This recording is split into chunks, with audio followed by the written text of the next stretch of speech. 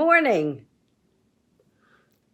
Back from vacation, and what a wonderful treat it was to go up to the Berkshires. I'm familiar with the Berkshires. I had a home up there in Stockbridge, Mass. for about 18 years. And I have friends there to this day. And it was wonderful to go back. And wonderful if you can imagine me being given a large blue van and kind of tooling around the countryside and enjoying it wonderfully. I love driving, and I didn't realize how much I'd missed it over the pandemic. The freedom to have the air whipping through your hair and just watching the sights go by. There were a lot of folks up in the Berkshires this month. A lot. I was lucky to get a room at the Apple Tree Inn and to meet so many new friends up there, as well as old. People who felt the same way I do, and most of you, dear audience. Sure, we've got fears about tomorrow and today, but we also have a great deal of hope. There's so much going on in the Berkshires in terms of culture. There's Tanglewood. In Lenox alone, the entire street is devoted to art galleries, contemporary art galleries and restaurants. And even so, they're public meeting grounds in the local ice cream parlor to discuss politics and whatever is on people's minds. I even found my old Judaica shop up there, the Concepts of Art.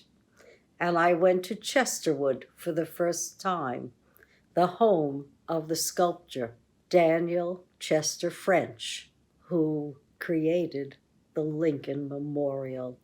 Even the pillars of plaster that remain there that are 20 some odd feet high are so majestic. And these were what you call the maquettes, the small crafting of the original sculpture, along with Lincoln's life mask. It was magical, and magical to see my old friend Natalie Tyler, who's the artist in residence at Chesterwood and is doing ecological contemporary statements about the ruination of our planet by heat. And she has a sculpture of icebergs and a sculpture of frost and melting on trees, and also a giant redwood that is burning. And you see the flames in glass. So a lot goes on in the Berkshires. And it always has been what I thought of as a bi-coastal and a bi-cultural neighborhood. Something you can escape to with woods and mountains and trees and lakes and cooler air, but also have the same culture and theater that you have in New York City. I also went to visit Chance Gallery, the one of 3 galleries representing Dale Chihuly. Also represents Lino Tagliapietra and so many others. So with all that beauty up there, one can only have hope.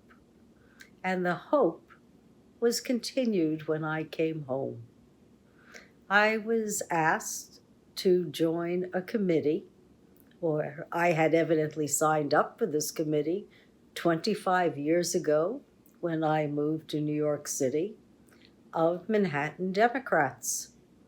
And this committee was assuring that a South Asian attorney, who is president of the South Asian Society of Attorneys, would be on the November ballot in New York City.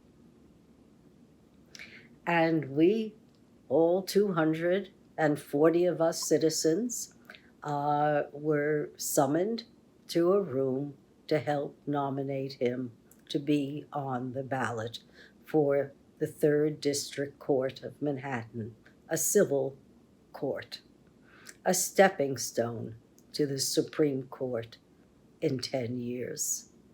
So it was my pleasure to be part of that honor. He thought it was an honor to meet me, and I was hugged for coming down and participating.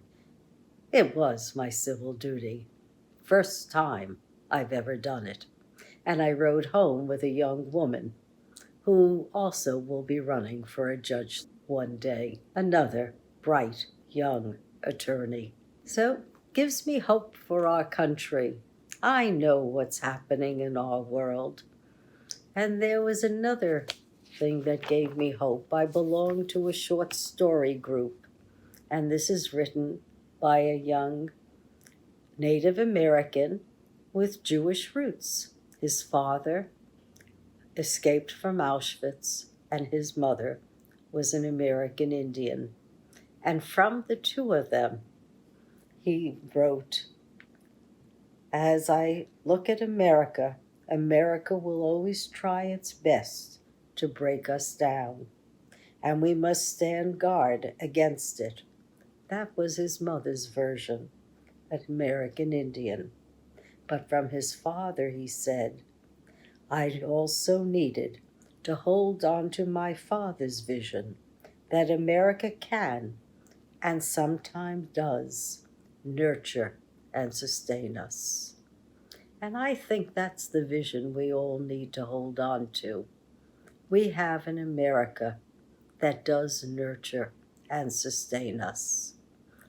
Many may take the opportunity to try to ruin that vision of hope, that vision that we all have for the pursuit of happiness, life, and liberty.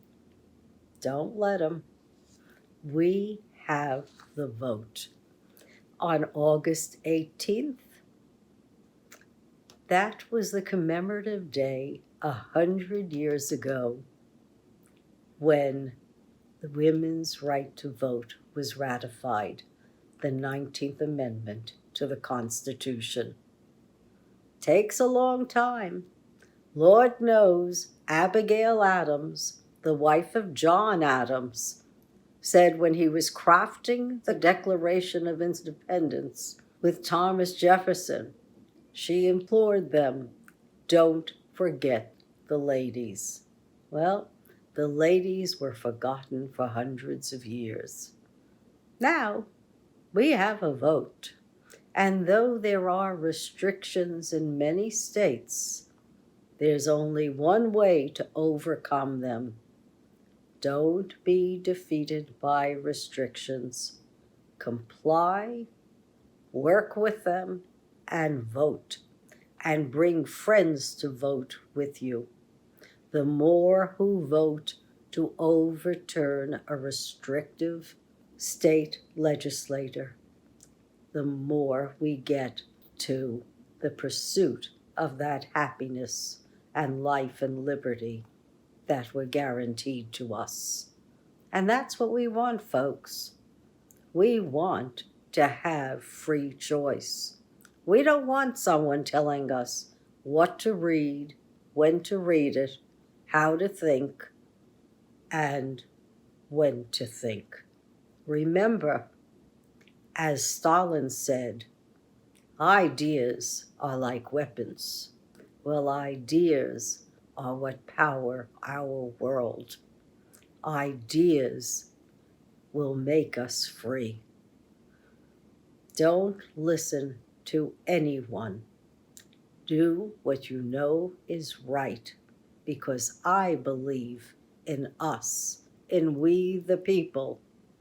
Inherently, we're decent human beings who care about each other. We may have lost our way because we've had so many tragedies amongst us. However, Politics affects us all, and in order to us to pursue life, liberty, and happiness, we must vote and we must be involved. And then we must hold our legislators accountable for the health and welfare of everyone in our communities. So, God bless you. I've had a sublime 2 weeks, and I wish all of you could feel as happy with life and living as I do now. Thank you for listening. God bless you, and have a lovely day.